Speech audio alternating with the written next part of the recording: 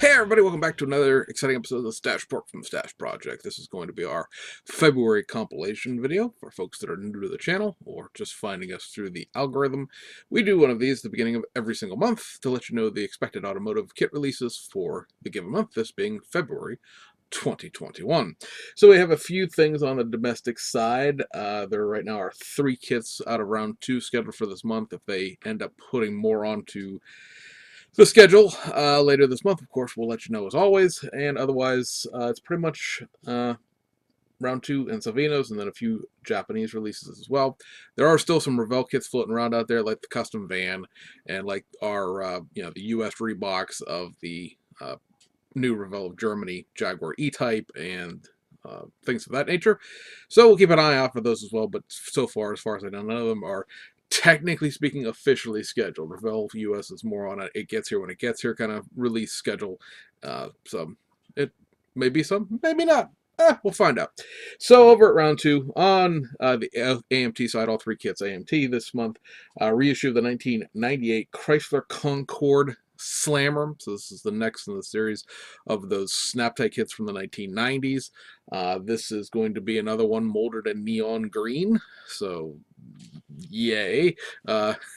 New decals again like the last one, and again these are slammer kits, so they have no interior. They have dark windows so you can't even see into the inside if there was an interior. I believe this kit has 16 pieces, so again something aimed at the kids, or if you want to do it as an adult builder to sort of showcase your paint skills and styles. That of course always an option as well. And then 2 of the kits that we're going to talk about now are the Italeri reissues. You may recall that they AMT round 2 struck up a sort of a deal with Italeri to bring over some of the truck tools. Also, technically speaking, I believe that 78 Volkswagen Golf was an Italeri because it's an old SE tool type of development as well. It was not the original Matchbox Lesney era AMT tooling. It was the SE one. So you're going to get a reissue of the Italeri American Superliner. Now that's technically a Mack Superliner. It was a late 80s, early 1990s conventional style tractor. It has never had a Mack license as far as Italeri has ever had it. I believe they may have issued it one time as a Mack Superliner and then did not pay have not paid the licensing fees since. And oddly enough, round 2 continuing with that, which I say oddly enough because obviously round 2 has Mack licensing. They've reissued all of the Mack trucks, the DM600, the DM800, the Mac R, that's the regular road Mac, is the DM600 is the one that's sort of offset a little weird for off-road use. And the Mac and that Mac Superliner as well, the cab over one. So it's kind of odd that they didn't do anything with this to add the Mac to it. It may just be entirely a licensing thing from 2 different countries at play there. I know Oslo, which is a truck aftermarket company in Australia, at one time did offer a PE set, a little fret, probably about the size of a postage stamp, or 2 postage stamps, I guess, technically speaking, that had like the Mac logos, the Superliner logos, and things like that. It was a very, very basic piece of PE just to add the most obvious exterior Mac details to it. So that's always an option for you. I don't know if it's still in production or not, but I'm sure there's some of them floating around eBay and things like that. And then the other Italeri kit is going to be a reissue of the Ford LTL 9000, which is something I may consider picking up. The Superliner and the LTL 9000 always had the problem where they're not technically the correct chassis for the kits because Italeri at one point was very much recycling the same chassis and the same engine combination underneath every single U.S. kit, or U.S. I should say branded truck. The Freightliner, the Western Star, the Mac, the Ford, they all had the same frame underneath of it, which wasn't technically correct. I'm going to also say that 99.999% of your friends won't know that unless you tell them, and so you can just go about your life normally. The LTL 9000, I don't think has been released here too terribly recently by Italeri, or Italeri, depending on how you want to pronounce that. In the sense that my hobby shop doesn't have one. I went and looked when I was out last weekend at the hobby shop, and I did not see an Italeri rebox or Italy boxing of it, I should say, not a rebox. There is a superliner sitting at my hobby shop, so we'll see which one of those comes in lower price range, the original Italy or this AMT rebox. But there are your options as it stands for the moment right now. I will say also in February you're going to get the Kenworth mixer that's been I don't know if necessarily delayed, but it's not going to doesn't look like it's going to be coming in until the third week of February. So technically speaking, that's still out there. There's also one other January kit that hasn't come in yet. Let's see, which has not come in yet. It is, because that came in. Oh, the Torque Trike. The MPC Torque Trike has not come in yet. So technically, I guess that's a February release at this point as well. Salvino's JR just announced their February kit over the weekend, and it's going to be a Junior Johnson Racing Neil Bonnet driven Budweiser number 12 Monte Carlo from the 1986 season. Box art looks like it's at Martinsville or maybe North Wilkesboro. I don't think it's Richmond, but it's a short track because it's got the big short track deflector to protect the radiator. Also, the thing's all sort of banged and beaten up looking, and of course, if you were running on a super speedway, you'd want that silky smooth. Also on the box art, which we covered in the weekly video if you haven't caught the February 1st stash report yet. All of the vents on the front of the car are open, and on a super speedway they mostly tape shut for aerodynamics. So short track definitely looks like a short track. Looks like Martinsburg to me, or Martinsville to me, because it looks like a flat track with like 3 lanes, and that's basically what Martinsville is. So yeah, very interesting. Of course, again, the Salvinos, and probably because Salvinos isn't selling to mass market retailers like Hobby Lobby or places like that, they can get away with selling this as adult collectibles basically, and that gets you your Budweiser decals in the kit and not having to have some weird not alcohol sponsor. So I mean, eventually it has come full circle. They took all that stuff out of the kits when I was a kid, and now as I have kids that are about the age, give or take, where the alcohol and tobacco liveries were taken out, now they're back. So apparently my kids don't matter to anyone. They can just be smoking and drinking like crazy. I had to just be, straight and narrow. It's a terrible thing. It's just sometimes, and even the overseas companies, like we talked about with Nunu a bunch of times, the kits don't have the liveries in them. You buy the aftermarket PE sets or aftermarket decals for them. But here in the United States, God dang it, we have Budweiser and we're going to sponsor the cars with it. Yeehaw.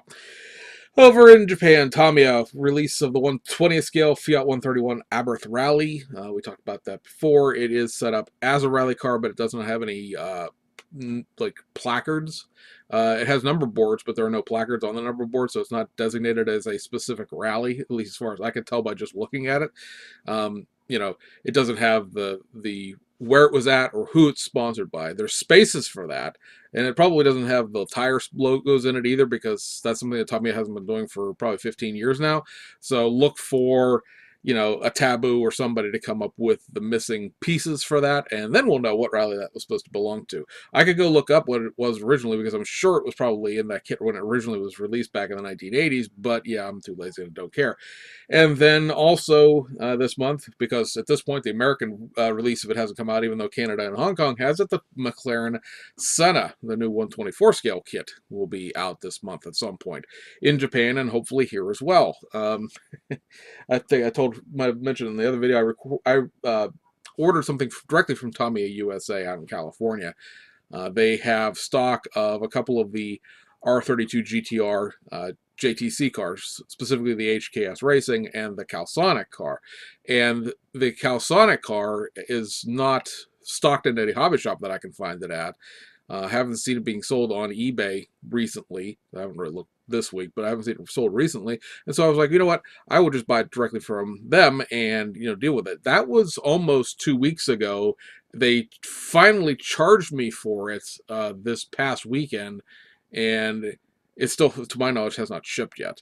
So clearly, whether you want to buy something from Tamiya USA at your hobby shop or just want to buy something from Tamiya USA, getting the object may be the hardest part of that transaction. At this point, I'm about to order one from Hong Kong. There's a few things that I need out of Hong Kong anyway, and I may just throw that in there to ride with the box, because it's just I'm done waiting for it, and it'll be one of those things that I'll keep putting off, then I'll forget about it, and then I'll walk into the hobby shop in June and be like, oh, I never did buy a McLaren Senna. Huh? I'll grab one of those. All right, so over at Hasegawa, I get a reissue of the Lancia Stratos HF Stradale, which is, of course, the street version of the rally kit. A reissue of the Charge Mazda 767B Group C car from the 1989 24 Hours of Le Mans. That's the second place class finisher there. Get a reissue of the Shell 962C from the 1987 Norris Ring. We really do enjoy this Norris Ring racetrack, do we not? And that is the second place finisher for that. That's just a straight reissue. Then we get a reissue of the. Now, these are going to be kits with new decals and whatnot. A reissue of the 1993 Swedish Rally, which is, of course, the old Thousand Lakes Rally, different name in 1993. Toyota Celica Turbo 4-wheel drive, and that'll be the winning livery for that. That's a new set of decals, I believe. And then a reissue of the Lancia 037 rally car with the 1985 European Rally Championship Catalunya winner. It appears that at least one set of the wheels are not the same as the kit. So now that going in, I believe the rear wheels are like a big set of steel wheels, and the front wheels are the kit wheels. At least that's what the pictures look like. I haven't seen the final presentation of the kit yet. And then we get a reissue of their Subaru Impreza, and that is going to have a 1997 Rally Portugal livery thrown into it with a new resin spoiler added, which will make the sixth place finishing car from that rally. You're going to get a reissue of the Datsun Fairlady Z 432R, which was the homologation version of the 240Z for the rally spec. So it is the car that, of course, won the East Africa Safari Rally famously for Nissan in 1971. And they also had to, of course, offer a street version of it for homologation purposes.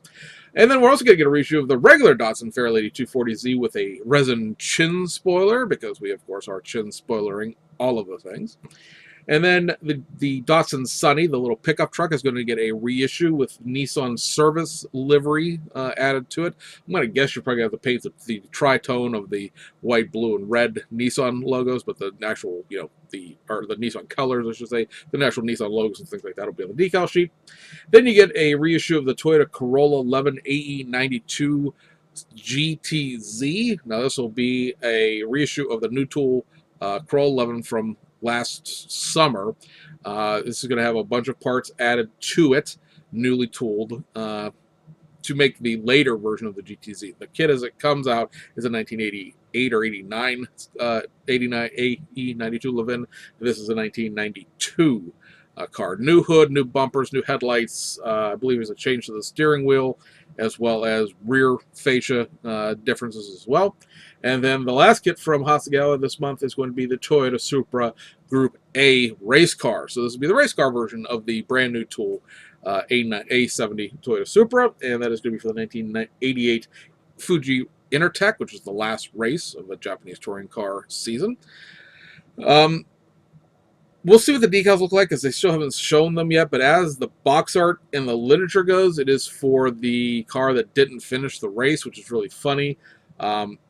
Doing both sets of decals for the team cars would require another set of number placards, which would be a grand total of 5 big decals and 1 little one, because there's a little on the real car. It's probably about the size of a pack of playing cards stood on end, but there is just a little tiny car number for the rear of the car. The other 5 of them are on the hood, the trunk, and the 2 sides of the hood, the roof, and the 2 sides of the car. So yeah. I believe also there's different color headlight or header panels for the header that goes across the windshield. The one car runs, I think it's blue, and the other one runs red. And though you need another set of little colors and driver names, obviously, but like that's a very very minimal amount of decals. And that car finished 3rd, and it was one of the 2 times the Minolta livery car podiumed in 1988. 1989, they go over to the Bayou livery, or the Bijou livery. The 87 car, of course, is a slightly different body style. It's the car that Tamiya did in the past.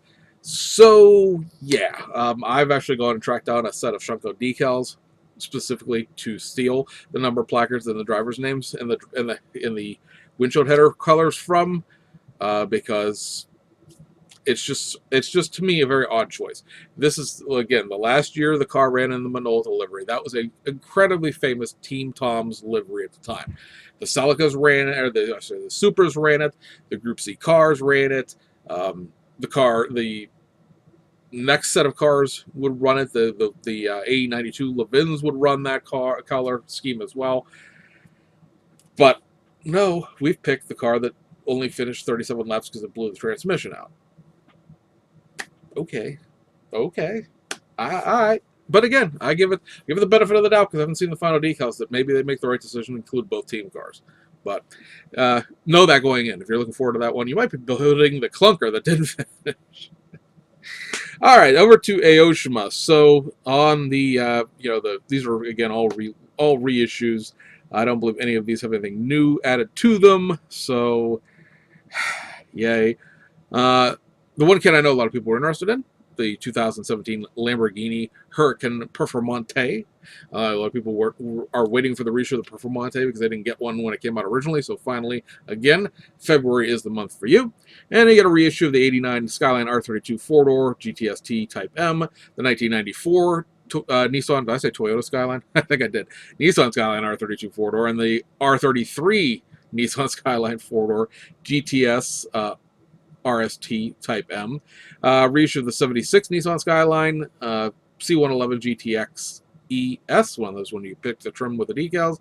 1997 Toyota Celsior in the Auto Couture VIP series, and the 89 Mazda RX-7 in the RE, a Memiev tuner version. And then some kits that have not been released for a while. Reissue of the 1982 Nissan Laurel H31 SGX 2000 Turbo 2000 medalist, so a couple of trim levels again you're going to be able to play with the decals. That is the Best Car Vintage series, so it's an old motorized kit. The last time that was around was 2011. And then a reissue of the 1993 Nissan Laurel HC34. It was the only model of the mid-90s version of a Nissan Laurel, and it's Medalist and Club S trim. So again, playing with the decals there. And the last time that kit has been released was 2008. And lastly is a old kit with a couple. Well, I was lying. There was one kit with new parts, and that is something they're calling the 75 Nissan Fairlady Z Custom Number 2. So you guys may recall the Fairlady Z Aero Custom, right? Famous kit for Aoshima, comes out every 3 months or so. Based on an older kit with the motorized chassis and all that stuff, but it's got the big over-fendered flared body. So what they're going to be doing to this is adding actually new body pieces to it.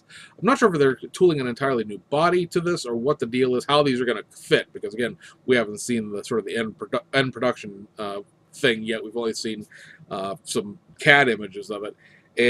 But it's going to have different fender flares. It's going to have a different rear spoiler and then newly tooled wheels. And basically what this is going to do is take that Fairlady Z Custom and make it into something that approximates the race car that you may recall was reissued out of an old Nimitsu, or it might have been even earlier than that, tooling from the 1970s. The thing came out as the Fairlady Special. That was a race car. Yeah, so this is going to be a street car version of that, made out of their also old tooling with new parts added to it. We'll figure that one out when it actually gets released, because it's a whole bunch of just conflicting information as to how that would go together. Because as far as I'm aware, the Fairlady Z Custom has the fender flares already molded to the body. Now there may be another body from back in the day, because I don't think this Fairlady Z is technically theirs. I think it's technically an old iMake kit. That maybe there's a factory stock body for it still laying around somewhere in the tooling, and then they tooled new side inserts with the flares on them. Again, figure it out when it gets here, but that's an interesting repurposing of an old tool. And then on just like the restocks, real quick, A2 Nissan R30 Skyline Super Silhouette, 79 Mazda RX-7 24 Hours of Daytona, 85 Toyota Corolla 11 SR 1500, 2006 Honda Odyssey Absolute, 82 Nissan Skyline GTS, or Group 5 rather, Kyalami 9 Hours, the 2002 Nissan Skyline R34 Top Secret, 85 Toyota Truno in the Car Boutique Club trim, and the Liberty Walk R35 Type 2 Volume 1 kit, which is the car with the Advan livery on it. Reissue the 2013 Aventador 50th Anniversario in its photo etch, and then in 14-inch wheels, we got 8-spoke Watanabes and Racing Heart wheels. So, guys and gals out there, that represents your purchases for the month of February. Got some interest, again, vague interest in that Ford LTL 9000, one McLaren Senna, gonna get one way or the other. And then I have on order from the Hasegawa folks the uh, updated GTZ Corolla 11, as well as obvious without saying, the Minolta liveried super race car. And I also have the that HC34 Laurel because, yeah, I don't have one of those. One of the very few Nissan sedan kits that are made that I would want that I don't have. So I'm happy to see that come back out. And then there should be a couple of carryover new kits that are just sort of floating out there. I would expect in February we may see releases of the 1994 Toyota Corona with its new livery, which includes new wheels, new mirrors, and a new grille for the team. Can't think of the Team Sarumo. The Team Sarumo cars that help facilitate the two of the other three Toyota Coronas that ran in 1994. And then we should also more than likely see the AE92 Corolla Levin that ran at the 24 Hours of Spa in 1989. So those two probably for sure this month. And then anything else, I guess, is bonus at that point. Other February things that are currently listed in February would be the M8 and the other Quattro from the Olympus Rally, but neither one of those have box art, which makes me very dubious as to whether or not we'd actually see them this month. And then March is listed so far the Porsche 911 SCRS rally car and the Mooncraft, the Jax, the car with a crazy checkerboard livery of all the different colors. The EF9 Civic is also listed for the end of March. So we'll see where all of that goes. Obviously, the Corona and the 11 were very easy kits to reissue. They just needed parts from parts that were already tooled up for the Corona, just put into the kit, and then the 11 takes the light board, the board lights, I should say, the little things that light up the placards on the 24 Hours car, and the grill lights out of the M3 that were just tooled up. It was just released last week. Again, watch the weekly video, and adds them to this kit with new set of decals. So relatively easy. The M8, of course, is a new tool. The 911 is a new tool, and we'll see where we end up with any of those as time goes along. So, I don't know. I ought to realize by now I'm not the biggest fan of new news release schedule delays, but I have nothing I can do with them from here. So we hope you guys enjoyed it. Again, see some things in there that you will be picking up for your purchases this month, and we'll see you guys on the other side.